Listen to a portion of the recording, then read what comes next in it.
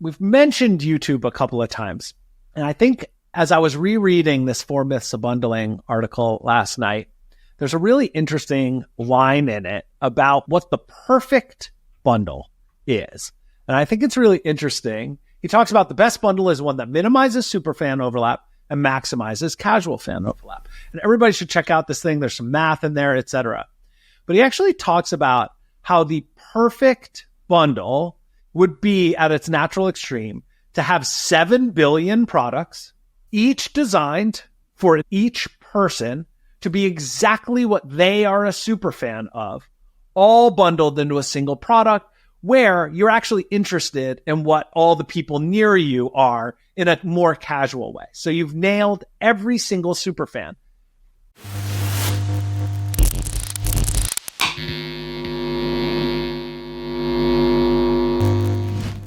Welcome back to Unsolicited Feedback. I'm your host, Fareed Mosavat. This is part 2 of our episode with Mariah Muscato, Director of Product at HubSpot. In part 2, this is a deep dive on Disney+.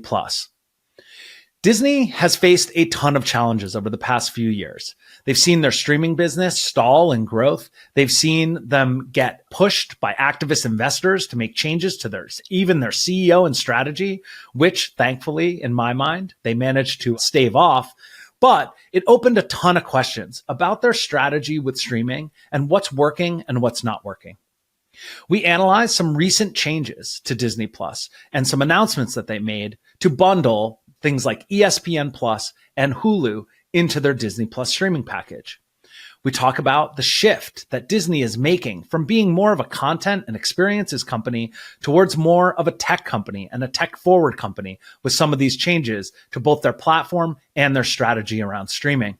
And last, we use a framework called the 4 Myths of Bundling, written by Shishir Malhotra, the CEO of Coda, to break down this bundle strategy and analyze what we think is working, what's not working, and what they should do in the future to both grow their subscriber base and retain their existing subscribers. I hope that this conversation is really valuable for anyone building not just a content business, but really any kind of product or multi-product strategy where you have to bundle different features together to gain the most market share possible.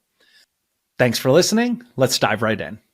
All right, the next thing that we spent some time talking about before we got here today to record is Disney recently fought off a hostile board takeover from an activist investor around basically their Disney Plus strategy, right? Like basically their streaming strategy. And I, for a while, was apprehensive to touch this topic because I'm not like a big board takeover, finance, Wall Street like person. And this seems like infighting between people with lots of money, etc. But as I dug into it, I think it really comes down to a question of product strategy and missteps around the product strategy of Disney Plus. And the more I dug into it, there are a lot of interesting nuggets around this. And I know that you've researched it as well. And the main thing is really one of content strategy. So the next thing that happened is they recently announced that they are going to bundle Hulu into Disney Plus, which looks like a weird move, and also eventually bundle ESPN into it. And then I got thinking like, oh, this is a big shift in strategy. Is this a good idea? And do we think it'll be successful? And so now I'm like more excited about it because it got me thinking about a bunch of different things about how we bundle and share products. So I'm curious about your thoughts about this. Are you a Disney Plus subscriber? Are you excited about this? Let's start there. And then let's just like dive in. Like, how would you think about building a product strategy around a streaming service like Disney Plus, especially given all the competition that's going on? Yeah. I'm not Bob Iger, but let me see if I can do my best here. Very few people are Bob Iger. Just one guy. I am a Disney Plus subscriber, and I subscribe to every single streaming service. So we'll get to that later. Okay. But we'll start with Disney Plus. Are you a cable subscriber? I got everything. You have cable as well? I got it all. Okay. You have regular cable and all the streaming services. I have everything. Okay. Yes. Okay. To answer your question, Fareed, yes. And we should get into that and all my reasons why and how my life is going to be changing in the future because I cannot keep up with the number of subscriptions that I have. Yeah. But let's talk about Disney Plus. So I remember back in 2019, I was working on the growth team at HubSpot, and we did a field trip to San Francisco, and one of the offices that we dropped by was Netflix. And we talked to one of the product leaders overseeing the children's department.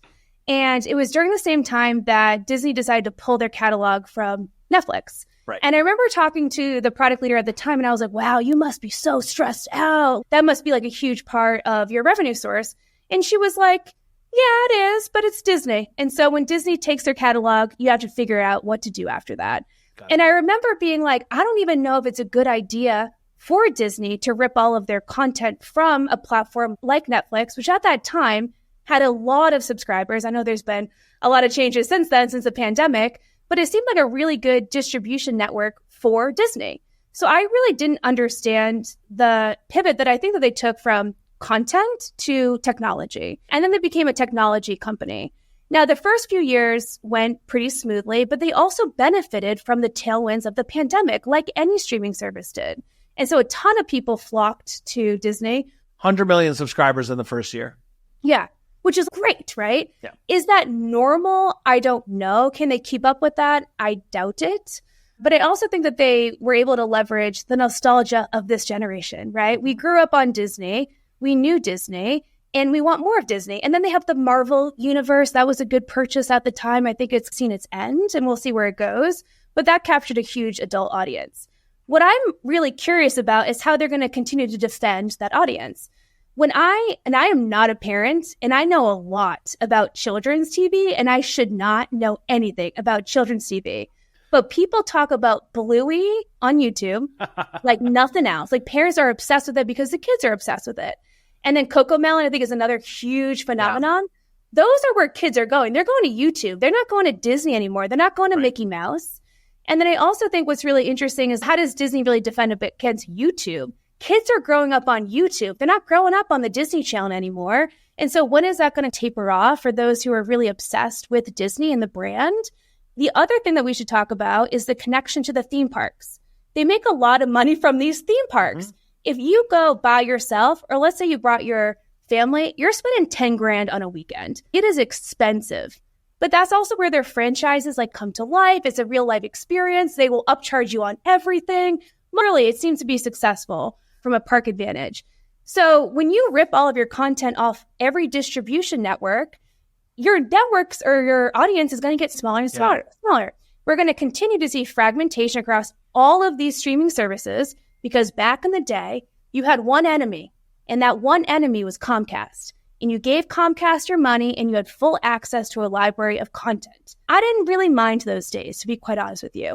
Now I have 20 separate streaming services that I have to manage separately as a consumer, and I just don't see that working out long-term for any of these separate streaming services. There's going to be consolidation. There has to be. But the big question with Disney is, do they want to continue down high quality, high hit rate content, or do they want to be in the tech business?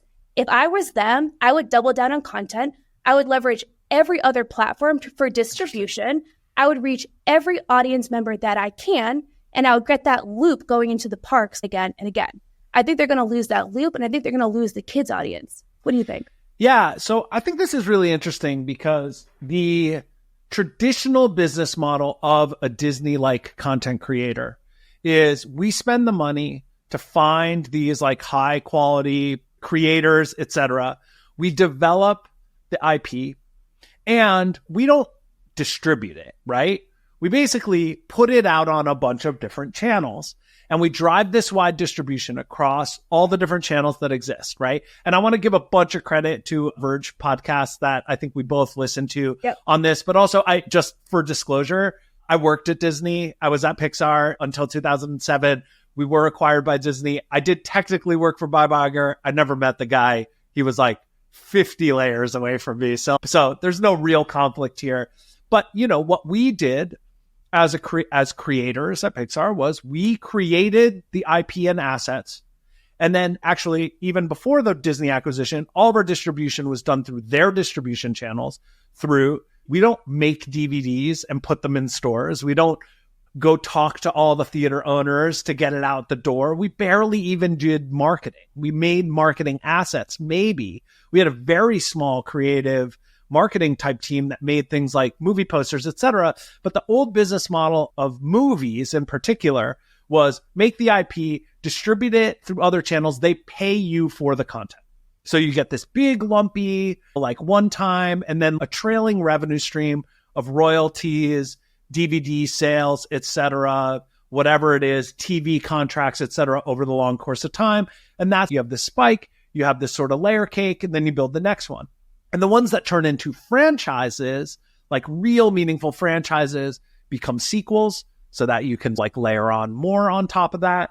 They become theme parks, they become merchandise, they become toys. For anybody that's interested, there's an awesome diagram that's like a hand-drawn diagram of Disney's business model that I think was made in like the 50s or 60s or 70s. I don't know, early. I think it's maybe even drawn by Walt Disney himself. I'm not sure, that you can search for. Maybe we'll put it in the show notes. That sort of describes this, where at the center of their loop is content creation. And then it leads to merchandise sales, theme park visits, all kinds of other things around it, around the ecosystem. I think what's interesting is that the streaming model is like in direct opposition to this in some respects, because you're like, in order to grow my streaming business, I need exclusive content. And so I think they tried to apply the old model of franchise building into the streaming model, which I think worked at the beginning. We'll put Pixar movies on Disney Plus, and the Pixar audience will flock to Disney Plus because their kids want to watch Cars. We'll put the Star Wars franchises exclusively on Disney Plus. The Star Wars audience will flock to Disney Plus. We'll do that with Marvel. But I think the huge mistake that they made was that they leaned in hard on those existing franchises, thinking it would grow the audience. And I think the mistake was, what it does is it helps engage the people who are there, but all the Marvel audience was already a Disney Plus subscriber, all the super fans. And I use that word specifically for a reason. All the Pixar people were already there. So it used to be that you spent this big upfront cost because you got paid every time a piece of content came out. So think of it as new revenue acquisition. But as subscription service, if that content is solely consumed by people who are already on your platform, you're basically spending a ton of money to retain a customer who may have already been retained anyway. Right. Whereas a smart strategy has a mix of acquisition-oriented content and retention-oriented content. And I think they were spending like it was acquisition content, but only getting retention, if retention at all. Now, there's a lot of arguments that they overdid it, made too many Marvel properties, made too many Star Wars things. And I think that's probably true. But that maybe would have been fine if each one wasn't really expensive to produce. And so what I think is super interesting is they've pivoted pretty hard. And now they're like, the way we're going to grow Disney Plus is we're going to put Hulu on Disney Plus, or we're going to put ESPN on Disney Plus. And my initial reaction to this is, that looks really weird. These things are totally different. But the more I thought about it, the more I got bought in. And the reason I'm bought in is, one, the old strategy wasn't working. You've got the whole Marvel universe already on Disney Plus. You're not getting anybody new by spending a ton of money there. Now, you do still need to put stuff out, but maybe you do it a big bang stuff a couple times a year to get people excited and stick around. But it's not bringing new people onto the platform. And it reminded me of this article that I read recently, a long time ago, that kind of blew my mind, called The 4 Myths of Bundling. It's written by Shishir Malhotra. I hope I got his name, the pronunciation of his last name right, who's the CEO of Coda and was at Google and I believe YouTube for a very long time. And he lays out these 4 myths. And the one that I think is the most interesting is the 4th myth in this context, which is, he says, myth 4 is that the best bundles are narrow and have very similar products, so they make sense to consumers. And this is exactly the mistake that I think Disney Plus made with their content strategy. It makes sense. We want kids, so let's do more kids content, more Marvel, more Pixar, more things that look and feel the same. And his claim, and I'm curious about your thoughts on this, is that the reality is that the best bundles are ones that minimize superfan overlap and maximize casual fan overlap, is what he says. And now, sorry, I've been talking for a while, but I think this is worth explaining, is that his thought is there are super fans. There are people who will come to your platform and pay incredibly high prices. They will pay the full bundle price. just to get the superfan thing. Think about a Star Wars person. They will literally spend, especially if it's exclusive. So this is where it's at odds with what you were saying. If it's exclusive, I will pay whatever it takes to see every new episode of the new Star Wars show because I am obsessed with it. But minimizes superfan overlap. So what's the most opposite you can think of is, I don't know, college basketball playoffs or March Madness or whatever, which also has these super fans. They will pay whatever it takes. I pay for ESPN Plus for literally 3 things a year that I have to watch and want to see. Every featured group stream of the Masters, like I will pay whatever it takes to get that, and I will get it and I will pay for it. But that also has casual fan overlaps. The people who watch sports also like Star Wars, but they're not super fans of it. So now your bundle is basically getting every super fan, but it's retaining because they're casually interested in the other stuff. What I think is interesting is Netflix knows what they're doing with this big time, and they spend accordingly. Whereas like Disney went down the super fan, like bundled route and kind of missed that. They're now spending tons of money on things that aren't acquiring customers. So that was a long rant, but it's really an interesting product framework. Think about it, because it really is counterintuitive. Yep. Your first thought when you see Disney Plus is now ESPN, Hulu, and Disney is, how the hell are you going to market that? And it turns out it's probably the right bundle. Let's talk about the super fan, the casual fan, because I do think that is one of the most critical parts that Disney did miss. Because you're right, a super fan of Marvel is going to show up, and a super fan of Star Wars is definitely showing up. But they don't the same people. We're the same people. Yeah. There you go. And they're already retained. They already love Star Wars. They're not going to decide not to like it. Although I know there was a few releases in there people weren't super excited about, right? And they flooded it too, right? Yeah. 100%. But they're missing on the casual fan. And I'm assuming with the move with Hulu, that's what they're really trying to capture, is that more passive audience. But also what Netflix is really good at is high volume content. At the end of the day, people just want to watch something on TV. Right. And Disney does not have the velocity of content creation because they want to have such a polished brand, which we like about them. But that is also going to do them a disservice. But let's go back to, let me use my own examples. You used a sports example. Yeah. And I agree with that. I'm going to use a Real Housewives example. It's a great one. That's my super fan, okay? Yeah. So why am I still on cable? And that is reaching the end of its road, let me tell you. I only used cable because I wanted to watch the Real Housewives on Bravo. And then last year when Peacock and like Paramount Plus TV carved out like the recording part of the streaming. So for example, I can watch it live on cable, but if I want to watch a rerun, which was part of the syndication back in the day, there was first run syndication and rerun syndication. Yep. And rerun syndication is where you get a lot of your money, right? Because you want to watch shows when they didn't air live. So for me, I'm always watching things after they've already aired. I'm watching them later.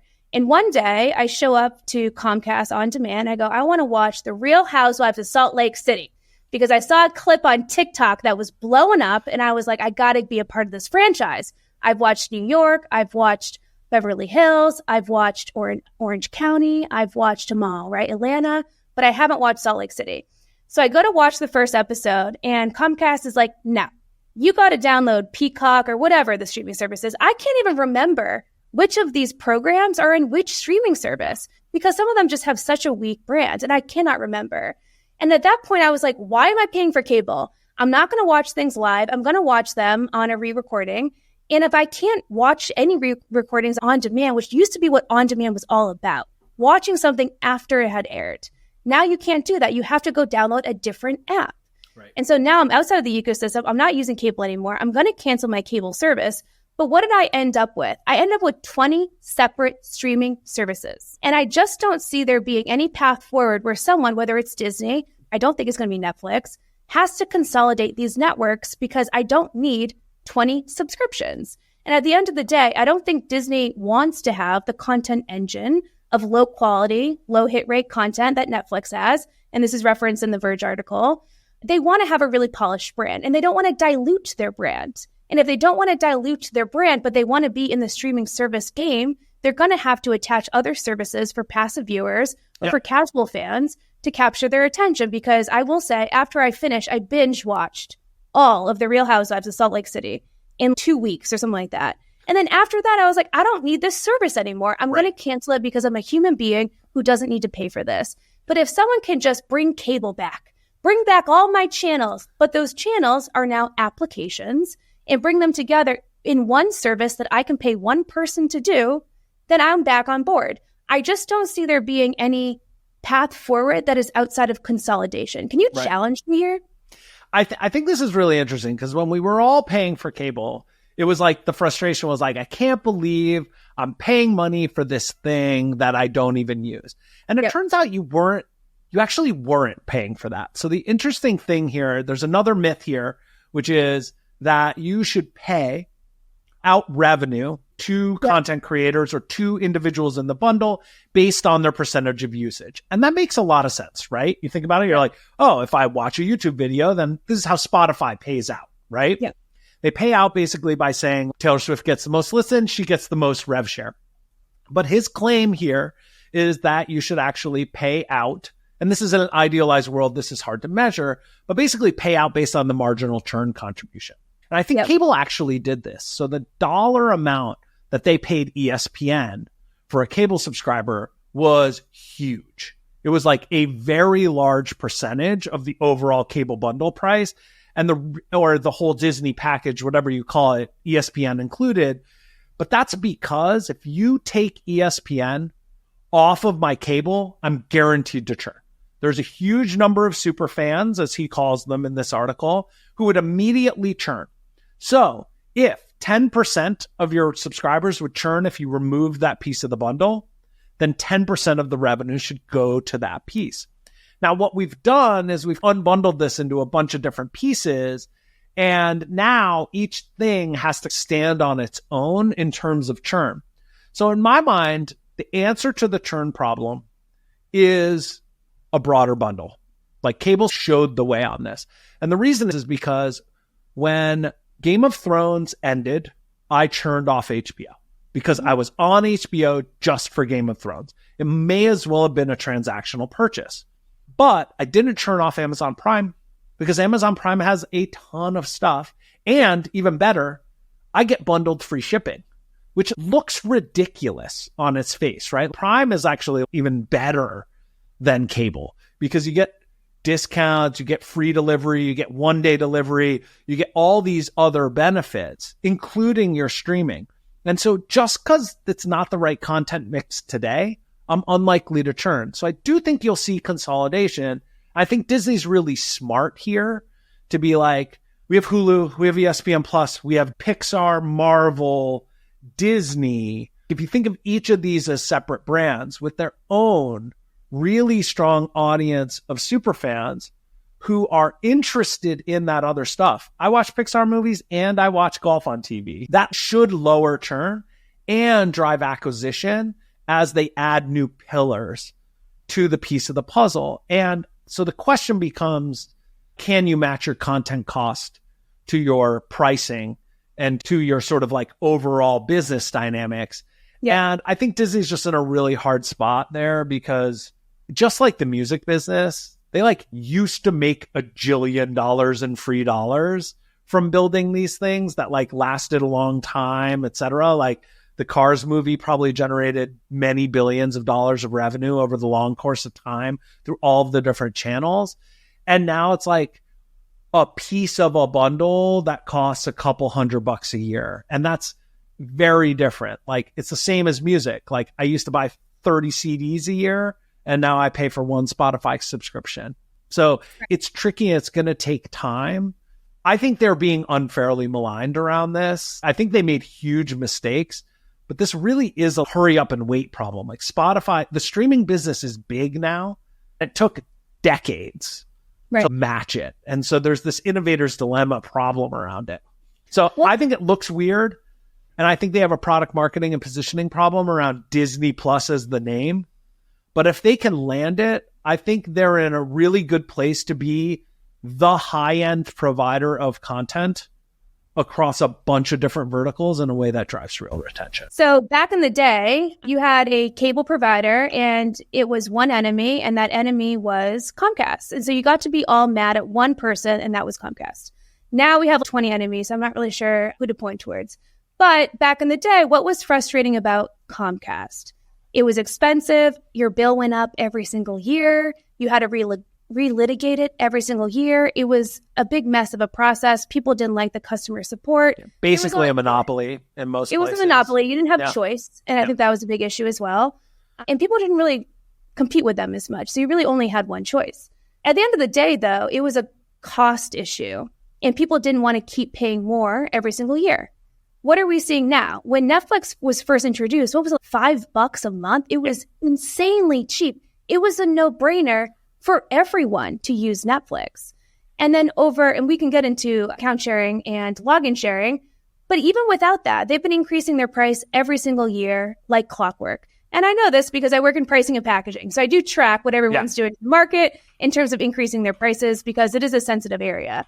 I checked before this podcast and I'm paying like $40 a month right now for Netflix alone. I have 2 additional members on my account with me, just 2. There's 3 of us. We pay $40 a month.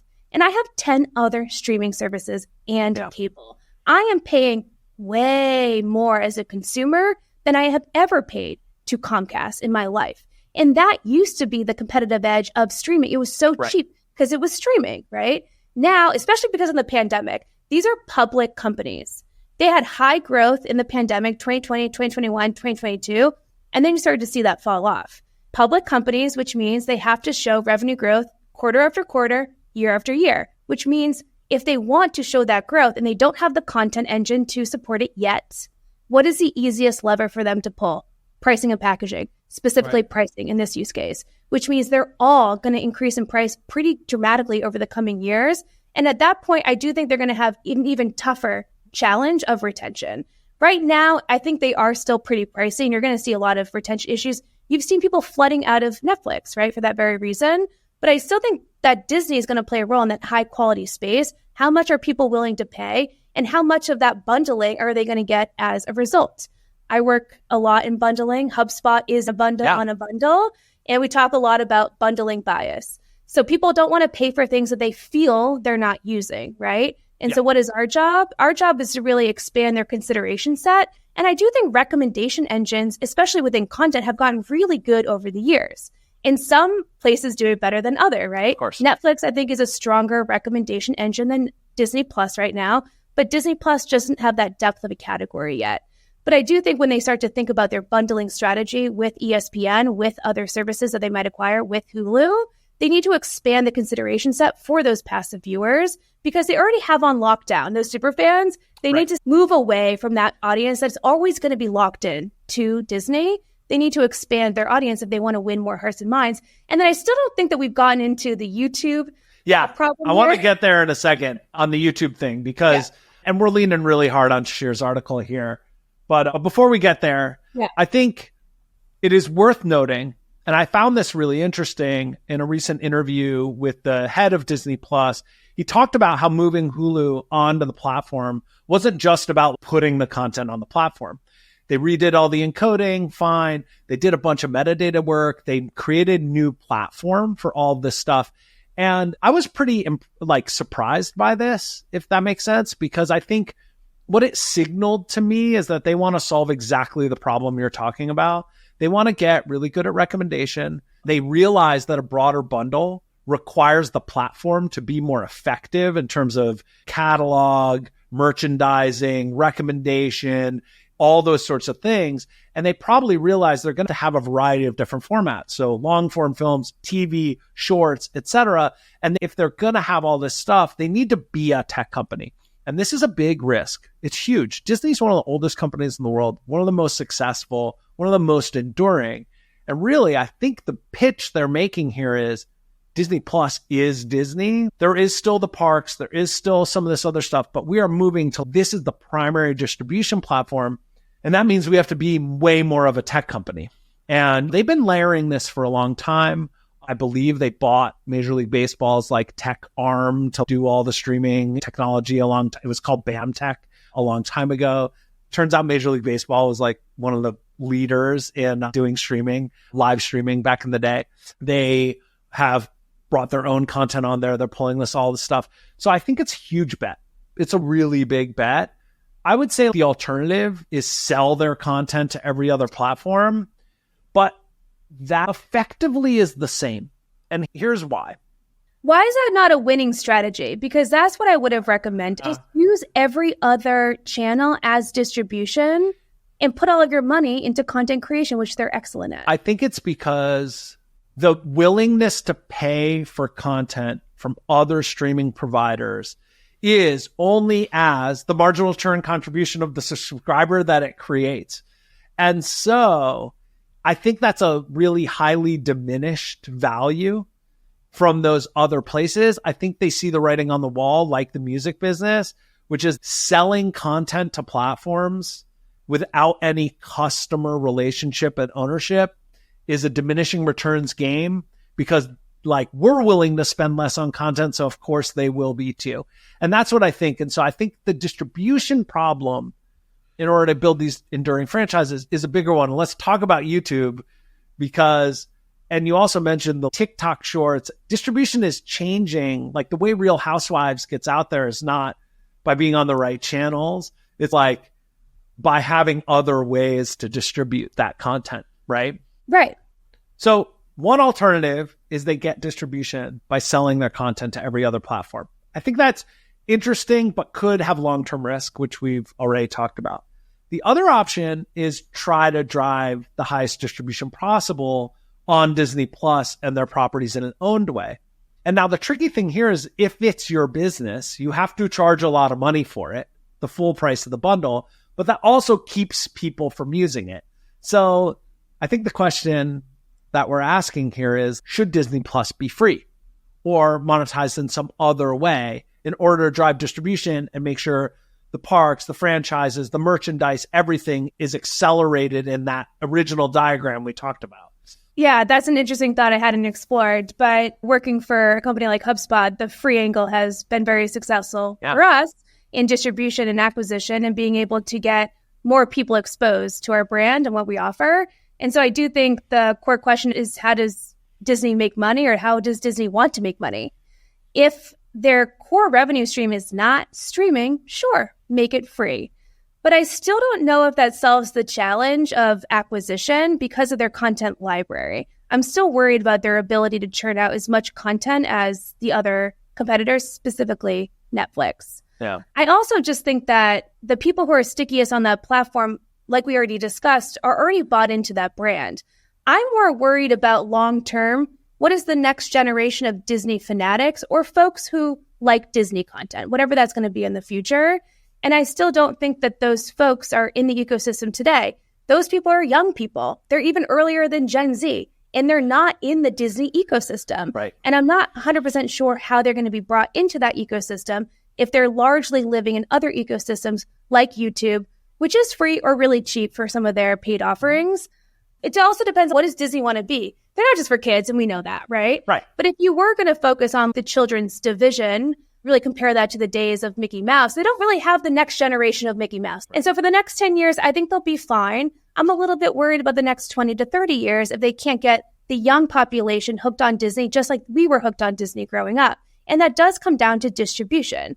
To the high friction upgrade experience, it is expensive to use Disney. And if their catalog is not expansive, it's going to be hard for people to stick with that platform and justify it when there's lower cost offerings that crank out way more content, like YouTube. YouTube is a bottomless pit of content. There is nothing you cannot find on YouTube. And when you have no money, you're going to go to YouTube because it's free to use. But they also do have high quality children's content that people are already hooked on. Right. And I don't know if Disney is producing the same level of, for the children's division. They have the adults, I think, on lockdown, those super fans. And Disney has been a long-term enduring company, like you said, Fareed, but I'm not sure they're seeing around those corners of what is the next phenomenon for Disney. Is it the existing properties that they have? Do they invest in new properties? Do they just acquire properties and be the distribution engine themselves? I'm not sure what the answer is, but for the free question, it really comes down to how do they want to monetize. And I'm not sure it's just through the parks alone. Yeah, I think, look, like this model depends on net new franchises being created that are either acquired, which is what Bob Iger did for a long period of time, buying Pixar, buying Marvel, buying Lucasfilm, etc., or by being internally created, by building new franchises, new ideas. So within each of those verticals, You go from Incredibles to Cars to Toy Story, etc. And in the old days, you could build a sequel and acquire new people. You like make money again, make more dollars from the same person. In a subscription model, you do need to keep enduring the franchise for retention, but you need net new super fans, new people who are not otherwise attracted to your platform, who do not exist on Disney Plus, in order to acquire new people. If you look at Netflix, I think they do this really well. They have customized content for different countries, for different places. And so that when they land in a new country, they can acquire new people. They have all kinds of weird stuff. And then they have a bunch of cheap garbage that's just like ways to keep me engaged, retained, and not want to quit, right? My best example of this is the like silly game show about, is it cake or whatever it is? Yeah. Is it cake? It gets me every time. Yeah. So that costs them nothing to build, and it just drives some retention. It's there. It makes a wider library. So what are those net new franchises? My concern is actually a creative one. It's not clear that there are like net new franchises that they've been creating. Pixar's kind of stalled out on new stuff, on non-sequel things that have been big hits, high quality films, but that haven't been like blockbusters. And it is very tricky because we don't have the cultural concentration of movies dropping in the theater that everybody goes to see that like drives that kind of behavior. So I think that's a concern. That said, they're going to buy and acquire and layer more stuff. So maybe Disney Plus will look more like a cable bundle where I can watch a basketball game, ping pong, or whatever is the casual version of that, along with a Pixar movie at the same time. On the free side, you're already seeing this from Netflix. They have an ad-supported tier. I think that's probably even more important for Disney Plus than it is for Netflix, because Netflix isn't trying to monetize outside of the subscription, whereas Disney is. And with on the kids side, it's probably even more important to be able to make it really low friction and easy for parents in particular. Kids stuff is more like enterprise software. There's like a buyer and there's an end user, and it needs to appeal to both, right? And the beauty of Disney content is it does appeal to both. Whereas like some of this YouTube stuff, the kids really like, but there's like a lot of brain rot stuff that like parents, that's on YouTube. I don't know if this was covered in the Verge article too, is like the dilution of the brand that is known as Disney. Is Disney willing to dilute their brand to bring in some of these more like low cost TV offerings? And I hope the answer is yes, because I don't think the Disney brand needs to be associated with every piece of content that they have acquired. Yes. I think that they can preserve that brand for their in-house creations. And that's why I think maybe Disney Plus, even the positioning isn't going to work long term.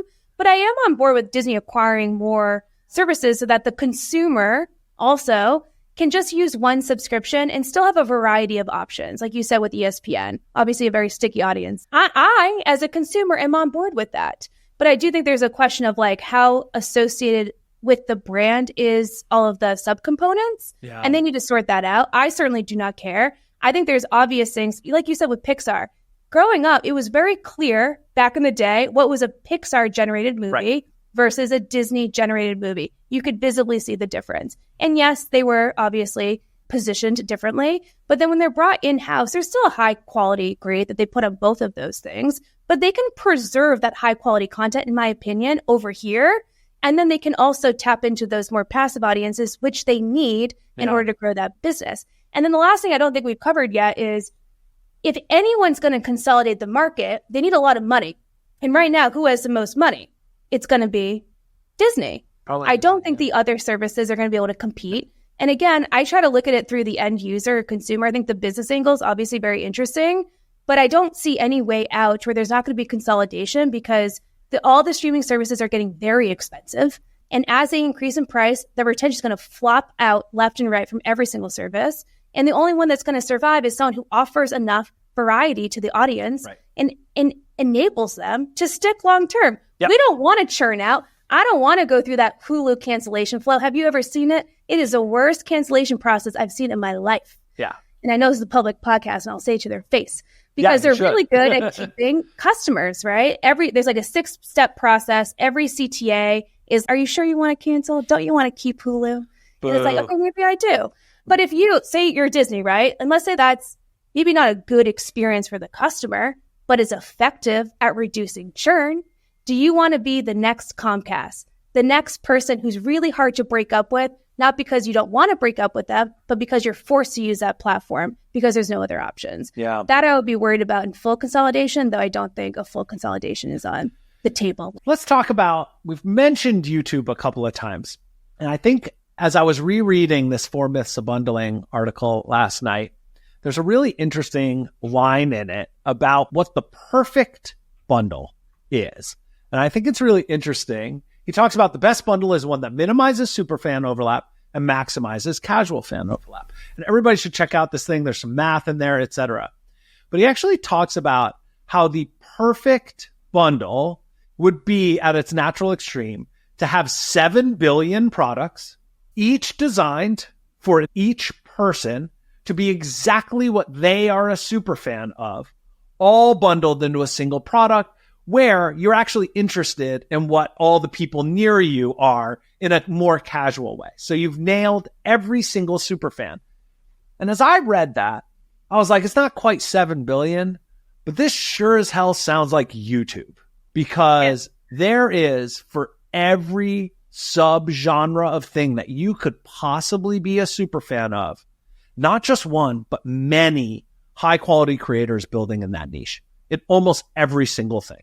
So my YouTube recommendations right now, we share it because it's on the TV, etc., is car reviews, because I'm like, was shopping for a car for a little while. And oh my God, is there a world of people, known obsessed creators details, with all the details of every single car. That is most helpful videos I've seen in my life. Super awesome. Doug DeMuro, high quality guy, really weird vibe, but like all there. I have a ton of golf type YouTube stuff. I've got a ton of skiing content that my son, who's super interested in, has been watching, et cetera, down the line. For every single person, if you ask them, what are you obsessed with? There's a channel on YouTube for that. And on top of that, there's this big, broad-based Mr. Beast type stuff too. And if you look at it, and then you hear about the stuff with kids, Bluey or Kokomo, I don't even know these things because my kids are too old.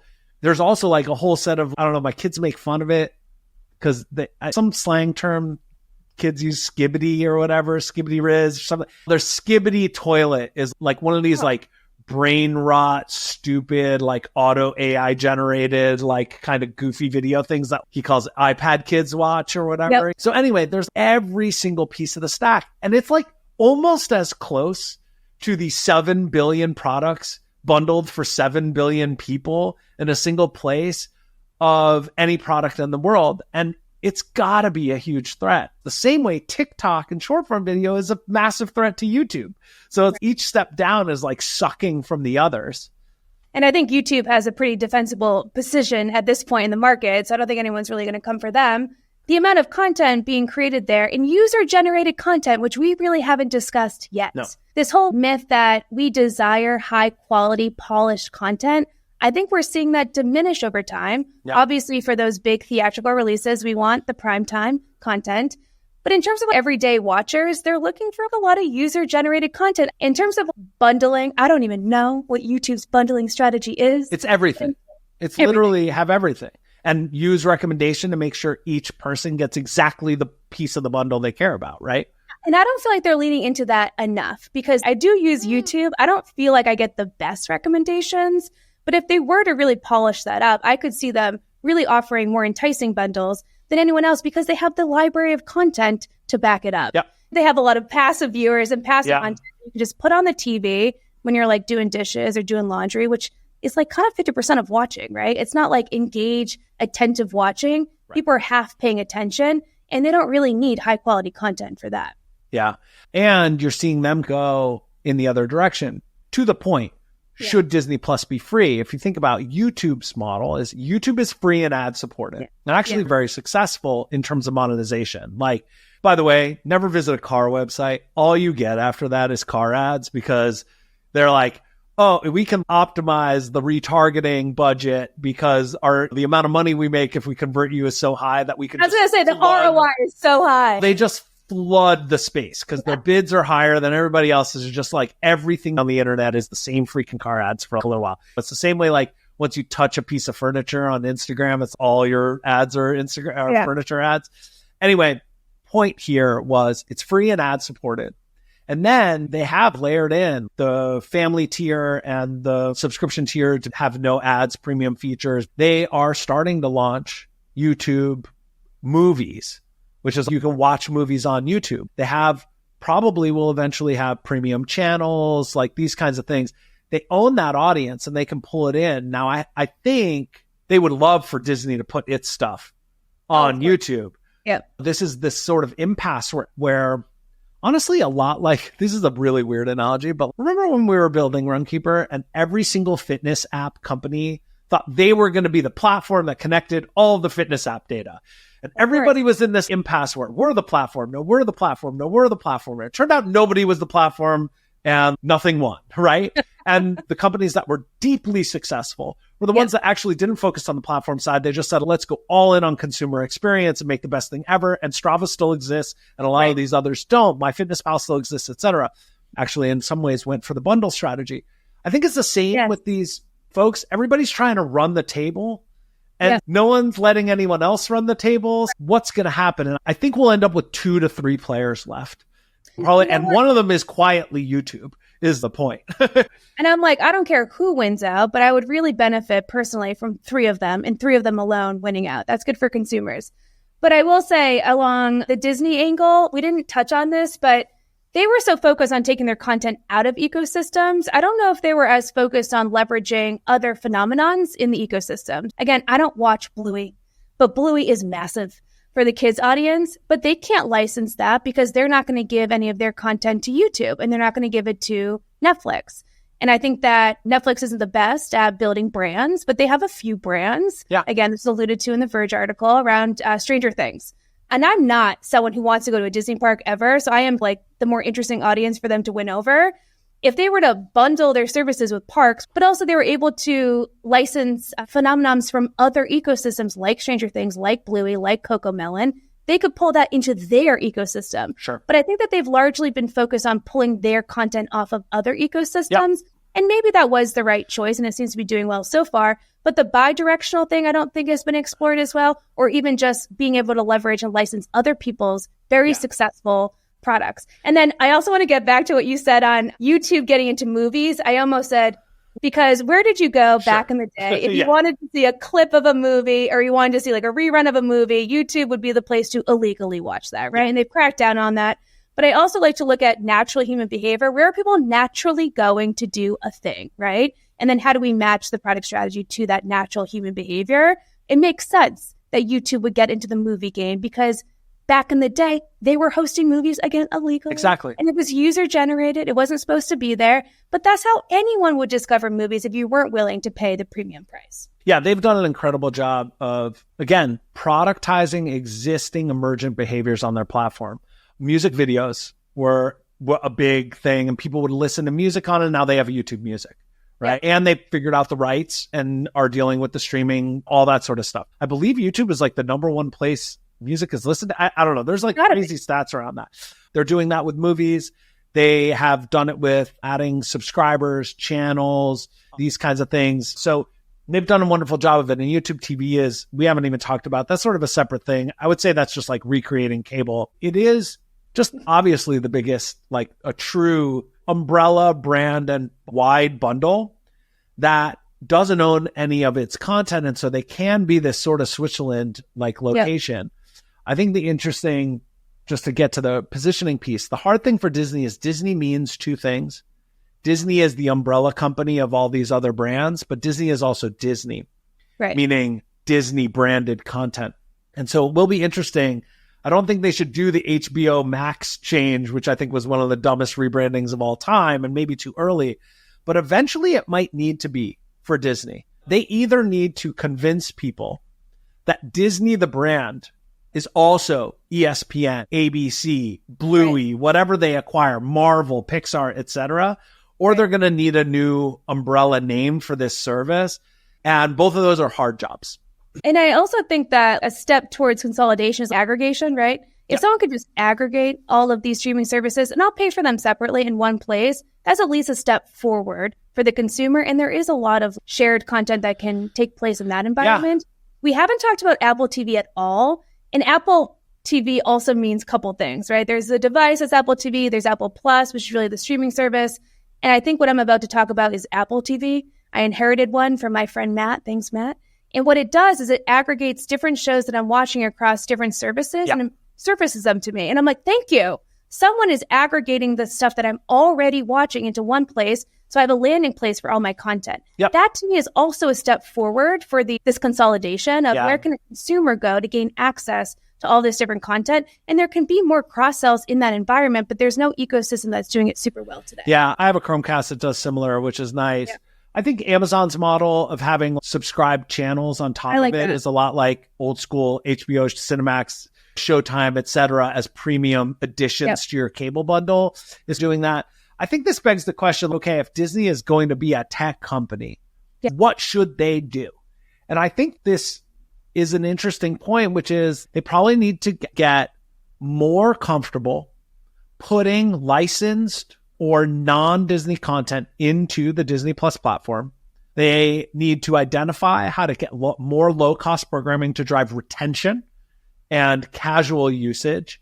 And I think they should continue to build their own first-party content that is exclusive, just like Netflix does, at the head of the spear for these big franchises to develop and add new lore to them, etc., to try to drive monetization across the other things. So I don't think they can ever be a pure tech company, but I think if Disney Plus is at the top of it, at the tip of the spear for all this, I don't see how they can first-party develop everything. It's not economical. They can't go spend many billions of dollars acquiring new content by acquiring new pillars over time. They have to figure out how to either license or pay other people to build stuff or become, to be fair, have you watched Disney Channel ever? There's a lot of low quality shit on the Disney I was going to say, back in the day. It's got to ladder up to these high quality tips of the pyramid, but there can be a lot of other stuff. And I think that's what we're seeing with this Hulu ESPN bundling thing. And I think there's got to be a little bit, I don't know about this, but it is a hot take episode, but more give and take. If Disney is not willing to license any of their brands, it's going to be hard for them to pull more into their ecosystem. But if they were a little bit more flexible, it doesn't have to do with everything. It could be like the top brands or even like the middle ones, middle grade. That could at least give someone something as a carrot to bring them into the ecosystem. Yeah. And if they wanted to start to aggregate some of those services together, they're the brand to do it, but they'd have to give a little to get a lot. Yeah, I think the answer there is probably looks a lot like what they used to do with windowing and vaulting and that kind of stuff in the old days. So like, Bambi came out every 20 years in the theaters or whatever it is, right? It would go from one place to another. So maybe what happens is there is the equivalent of the DVD window where a new Pixar film is available on, it is already for purchase, just to be clear, but could be free on Netflix for a 3-month period. And that could serve both things. Now, it's a little tricky because does Netflix want that on there if the goal of it is to drag you over to Disney Plus? But I think there might be an opportunity to do maybe free, YouTube movie distribution or whatever it is to some of the more independent platforms as a way to do acquisition so that these new products can be shown and seen to non-Disney Plus subscribers on other places and then pulled back in. So that might be a good without hurting the long-term retention by windowing it. So it's, if I want it all the time, because my kid wants to watch Cars 50 freaking times a day, like then I get Disney Plus. But if I want to see it for the first time, I could see it somewhere else. Recreating the theater experience. Maybe that's part of what they could do. I don't know. Fareed, let me ask you this question. If there's going to be 3 winners in this game, who are the 3? In your mind?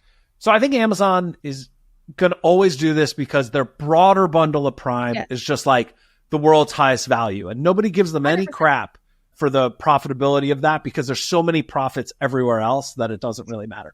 And they don't have a legacy business that's like declining to zero that they're trying to rebuild. So they do not have an innovator's dilemma, et cetera. So I think Amazon, we haven't even talked about it that much. I think they're in a good place with Prime Video. Yes, I agree.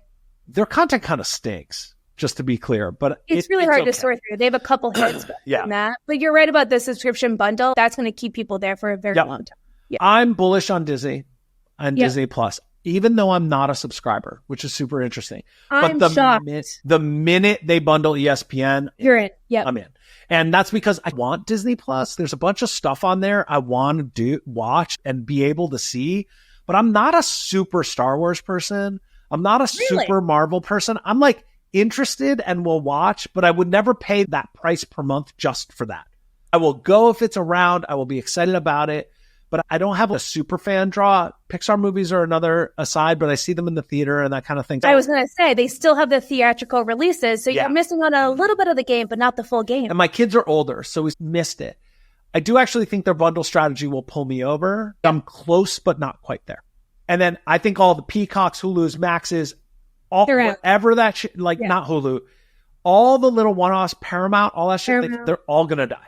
I think this is exactly like everybody's trying to be the mega app and no one's going to win.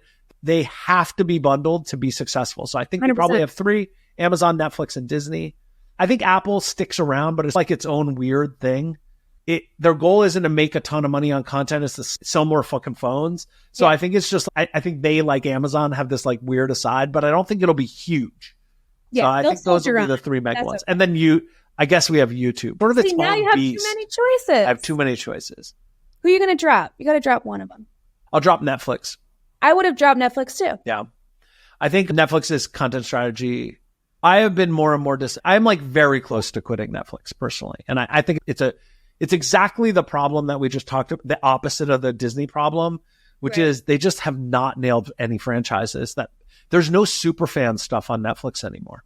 I agree. And they're really struggling to turn that corner. So at some point, they're going to have to find an exit strategy. And that exit strategy might involve Disney. It might. Or they have to they need whatever the next Stranger Things, House of Cards, etc. They need these cultural phenomenons to stay relevant. And they have not done it well recently, as far as I can tell. And they're under a lot of pressure to spend less money on content acquisition. So I think it's really. I think so. I think profitability for all these companies is like paramount right now. I completely agree. And that's what's going to actually be how they fall on the sword. Yeah. Is trying to keep up with the demand of the last couple of years, which is unsustainable. Any activist investor was just going to suck this company dry, right? Sure. Disney needs to be owned by the core Disney people. It isn't exactly the family anymore, et cetera. Steve Jobs' family still owns something like 10% of Disney because of the Pixar acquisition. So there's still a pretty closely held set of folks. And I'm glad they pushed it off, because it would be a real shame to watch this thing get picked apart by private equity and just sucked apart. So if they want a worse retention strategy, that would have been what it was. I think that's right. All right. That was a super fun conversation. Thank you for joining us all the way from Dublin, Ireland here, Mariah. I know it's late for you, so that was great. Talked about dating. We talked about Disney. I know. From dating to Disney, really cover it all. And that wraps our episode of Unsolicited Feedback with Mariah Muscato. As always, I solicit your feedback. Do you have any feedback for us? Please join us in the conversation on LinkedIn or sign up for our newsletter at unsolicitedfeedback.co and feel free to reply and tell us what's working and what's not working. Next week, we'll be joined by Claire Vo, Chief Product Officer at LaunchDarkly. Thanks so much.